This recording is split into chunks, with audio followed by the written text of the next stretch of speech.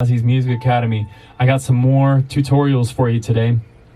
I want to hit you with an A minor chord today.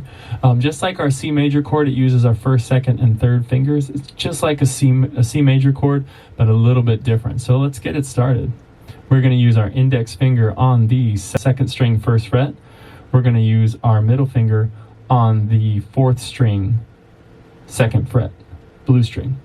And then, unlike the C chord, which is over here on the yellow on the fifth string, third fret, we're going to slide our ring finger underneath our middle finger on the third string, second fret. I'll review that one more time for you, that way you can pause it.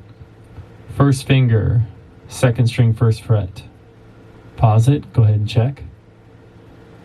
Middle finger, fourth string, second fret. Go ahead and pause it if you need to.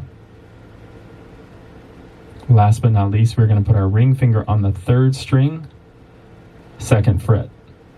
You can kind of put it right underneath the middle finger if you need to, or you can put them staggered. But if you move it staggered, this one might not work. The middle finger might not work. Okay?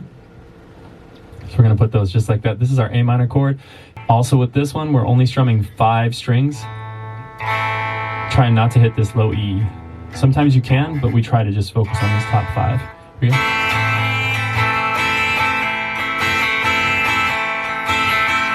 Alright, keep practicing, keep playing. This is Oz at Ozzy's Music Academy. A world with more music sounds beautiful. Peace. Hey, before you go, don't forget to like, subscribe, send this to friends, check out my Facebook page, Instagram, and Patreon. Thanks for joining. Peace.